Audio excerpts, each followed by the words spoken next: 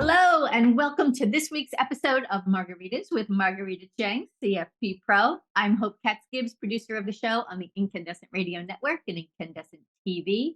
We know you are absolutely going to love today's guest. Michelle Aronson is going to talk about be a better leader, build a better workplace. Before I kick it over to Rita, let me just tell you about Michelle, whose career path has taken her on a 20-year progressive journey through strategic human resources, onto a consultant, executive coach, graduate school professor, and she's host of the True Stories at Work podcast. Michelle's company is Physics at Work, which partners with companies to align their people to the business strategy, focusing on innovation, impact, and outcomes. So we can't wait to hear all about how HR and finance connect. Take it away, Miss Rita. Well, thank you so much, Hope, and welcome, Michelle. We are so happy you're here.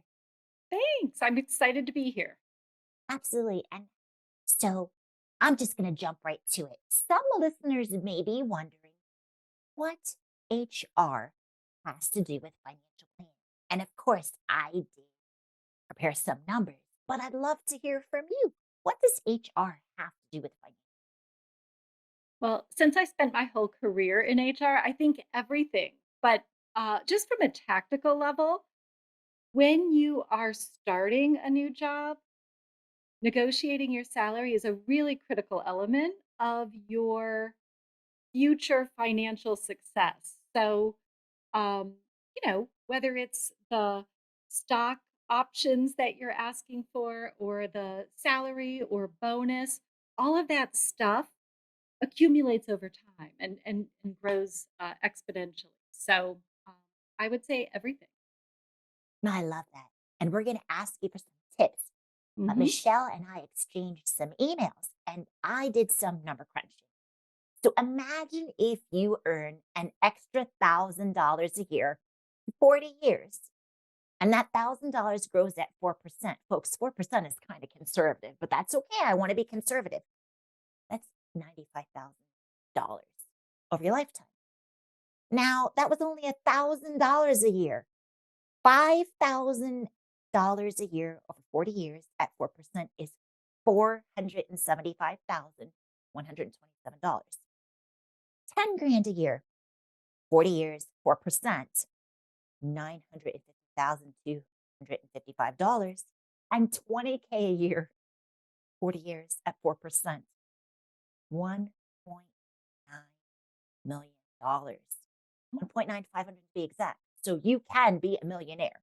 So now back to you, Michelle. Do you have any strategies, advice for salary negotiation? Hmm. Maybe a story? Yeah, yeah.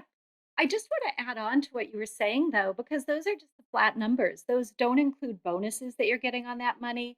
Those don't include your employer matches to your contribution that you're getting on the increase. Those don't include, all these other things that can happen. So, yeah, the other thing I would just say is really important is to negotiate. A lot of times, and I started out, I think, Hope mentioned as a recruiter, there are a number of people who will just say yes to a job without negotiating. And that is really a lost opportunity. So, really, I would say before you even accept the job, thank them for the offer and tell them you just want to sleep on it. Like that is a really nice pause to really get clear, do your research, make sure that this money is going to be really the salary that's going to make you happy, that this company is where you want to work. So just giving yourself a minute, a day, a weekend to reflect on it, to come back with a counter offer or an ask. So the other things that I would say, and when it comes to research, I always think it's interesting that people will research a vacation for hours on end, but maybe not spend that same time researching the market or how much they could be making or what their competitors are making. So I was working with a friend last week who was uh, the company she was working with merged, and she was given a lot more responsibility, a lot more people. Basically, it was a promotion, and they hadn't given her any increase. And this I think this happens more often these days as the market is tightening up. And so she is a recruiter and she wanted to know how to ask for more money. Like she was kind of insulted that they didn't offer it as they doubled her team and gave her more projects. Um, so we talked through that. And she said, I really don't want to make it about money. And I said, why not? Like what is it about for you? If it's not money, that's fine. But she said it's about fairness. And I said, okay, then can you say that to your boss? Can you say, can we look at my salary? Can we look at the internal equity? It's really important to me that I feel that I'm being paid fairly. So, really just having those conversations, not ignoring them and shoving it way down deep and just holding on to it are things that I would say. Um, I do have another friend too, in terms of getting an offer and then wanting to negotiate before you start with the company. I was on vacation with one of my very good friends who was referred to a job by a friend of hers. And this gentleman had been offered, said, you know what? You're going to love the job. It's a great company. They pay this much. This is the bonus. So she goes through the whole interview process and she's offered $30,000 less than this. And she was um, distraught. I'm glad I was with her on vacation because I said exactly what I told you. Do not accept the offer.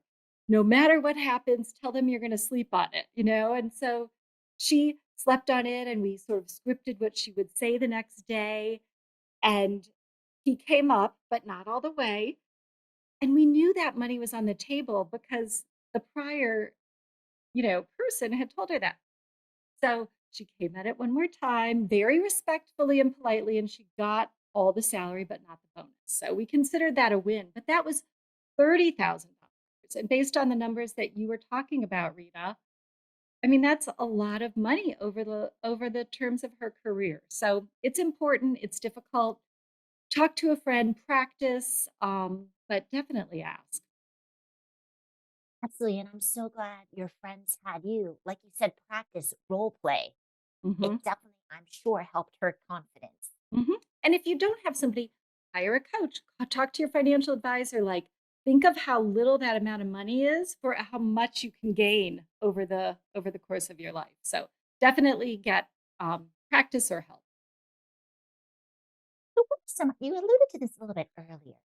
What are some other things people can negotiate other than salary? There's been a lot of talk that, you know, employers want everyone to go back into the office, but other than being able to have flexible work and salary, what else can people be negotiating?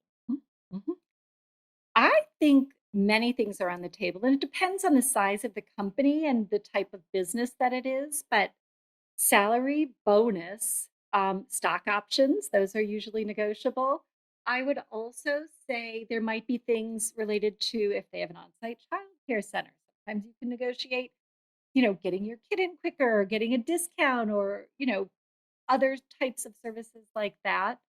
Um, I would also say vacation, if your company has a vacation policy. Sometimes there's flexibility in negotiating that vacation. Work from home, like you mentioned, is a really big one right now. So all those things, but really look at the list of benefits and, if there's something that's more important to you, to be honest, for me, vacation or time away is pretty close to salary. I like to make the money, but I also really value having extra time off if you're limited. So. So I remember seeing a cartoon somewhere where there were two leaders, the CEO and the CFO. And I might get this wrong, but I sure hope I get it right. Well, the CFO was telling the CEO, gosh, it costs a lot of money, all these things. What if these people leave? And the CEO was like, oh, no, no, no. If we don't invest in these people, what if they stay? What would you say? This is beneficial for everybody, but particularly Gen Z Hmm. employers who don't really want to, I don't want to say invest, but show people defined career path or invest in professional Hmm. development. How would you Hmm. negotiate that one? I would choose the culture of the company that you want to work for. I would ask about those questions in the interview process. I would ask about opportunities for growth. I would ask for opportunities for development. I would ask about, memberships to professional associations or things that are important to you. So all of those kinds of things should also be um, discussed or at least learned about before you accept a job. Where you spend your time matters, and how you feel about that influences you over the course of your career. So, highly recommend all those things. Yeah. And of course, for our viewers and listeners, Michelle and I met because we are WBE, that's Women Mhm. Business Enterprise. So, what's next for you? And tell us how we can learn more about you, follow your work, and get in touch Mhm. with you. Mhm. I do leadership training and coaching. Building better leaders makes everybody happy, right? The leaders are happier when they know what they're doing. The employees that work for them are happier. I do a lot of strategy and culture. I worked for my whole career in HR. On the side, I do leadership coaching, executive coaching, and then I also have a podcast. So it is about true stories at work that you've never heard because they were kept in HR. So some of my guests are use their names, some are anonymous, but there are lessons for everybody in what transpires. So yeah, and you can always reach me at physicsatwork.com. So would love to stay in touch and would love to connect with you or any of your listeners. Well, thank you so much. And now back to you, Hope. Thank you so much, Michelle. That was fantastic. No, we'll try that again. Thank you so much, Michelle. That was so fantastic. Bringing that ownership to it. This is your life. This is your career. Don't be afraid to ask for what you want and need. So thank you for those words of wisdom. Thank you, Miss Marguerita Cheng. And thank you to all of our listeners and viewers for watching Margaritas with Marguerita on Fridays at 5 p.m., where we start off the weekend right. We flex our financial muscles. Thank you, ladies. And we will all see you next week for another episode of Margaritas with Margarita.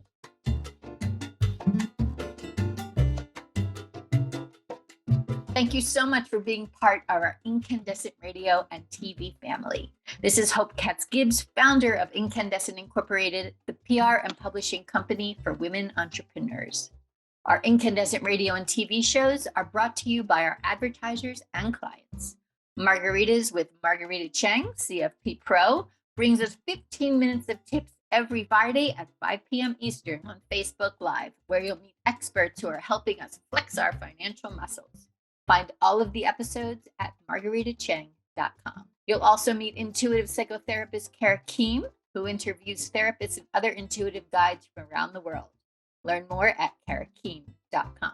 And you're going to love social justice expert Karen Hanrahan, CEO of the San Francisco-based Glide Memorial Foundation. She bridges the gap from local impact to global change on her Thought Leadership Show on Incandescent Radio. Learn more about Karen at KarenHanrahan.com. You're also going to love Alina Liao, founder of the radical wellness journaling company, ZenitJournals.com.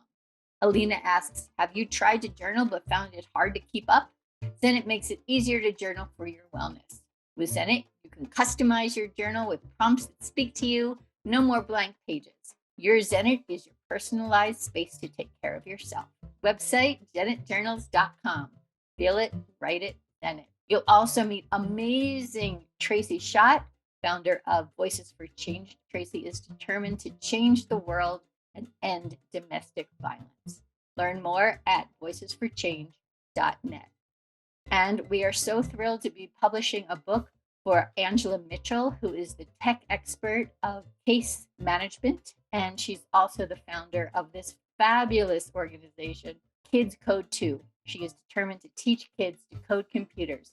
Talk about teaching a kid to fish. We invite you to discover and peruse all the Incandescent Incorporated websites, the magazine for women, by women, about women, incandescentwomen.com. Our health and wellness magazine is beincandescent.com, the business of mind, body, spirit, soul, and heart. Our YouTube channel is Incandescent incandescent.tv. And you can learn about our PR and book publishing services at incandescent.us. If you'd like to have your own radio and video show, check us out at incandescentradio.com, where you can see what we can do for you. These podcasts are also featured on iTunes, Spotify, and iHeartRadio. Our podcasts are produced by Brandy Wilsker. Our videos are produced by Nelson Benavides. Our website developer is Max Kukoy, and our incandescent illustrator and designer is Michael Glenwood Gibbs. If you'd like to learn more, please send me an email, hope@hopegibbs.com. Here is to your incredible, indelible, incandescent success. Much love and many